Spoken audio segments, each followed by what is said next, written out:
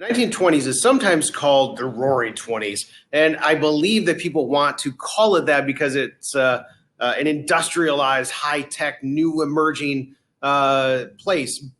But I think that the 1920s is better described as the Roaring Twenties, as if there's a monster under the bed. Because in the 1920s, there's a lot of social intent, a lot of social changes, a lot of tension between different organizations. We saw it with the Red Summer of 1919, and it's only starting then.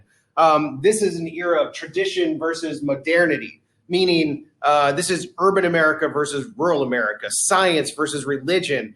One thing that they all agreed on, though, was progress is over. The progressive era is done. The progressive era died when World War I started.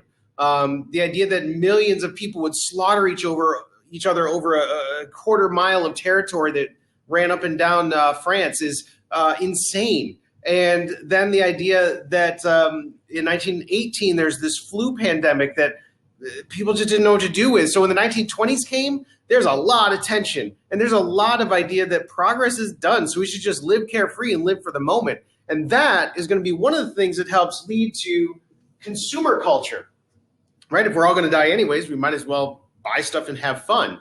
So the consumer culture emerges in the 1920s for a number of different reasons. One is that idea that progress is kind of over. Another is that they're living in an era of mass production. Mass production, the idea that they're able to crank out goods, thousands of goods a day in these newest emerging factories, which is all based on the assembly line, which, of course, was the idea of Henry Ford. Well, Henry Ford innovated it. It actually came from other places. Mass consumption is required if there's mass production. If I'm pumping out toasters, I need to have people to buy those toasters. And I need them to be unhappy with the toaster that they already bought, so they'll buy another one.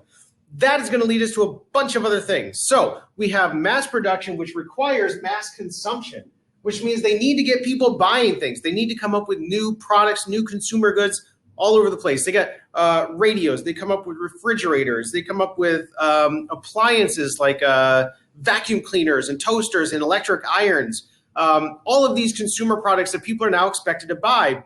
And they had some money built up from World War I, but not enough. Not enough. So what they're going to have to do is come up with, business comes up with new plans. They come up with the layaway plan. You can say, this is my refrigerator, and then you come in and you pay over time. And then when you've paid, then the refrigerator is given to you. They come up with buying on credit. You can take the refrigerator home with you now, and then you just pay a little bit every month. And then at the end, if you don't pay it, they just come and take it back.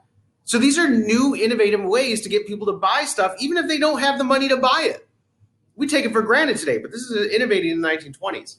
This also requires a focus on advertising. Remember that advertising is designed not to show you what you want to buy, but make you unhappy with what you have, right? They want to always show the new latest thing that you need to have. You have to have it.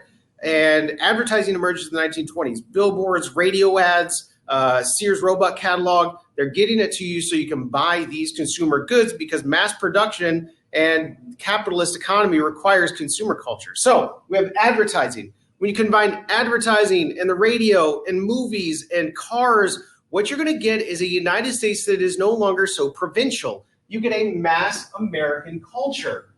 People start acting similarly across the entire country because they're watching the same movies and listening to the same radio shows. This is where we start to see the United States emerging as sort of a unified whole and being less regional in the way that it acts.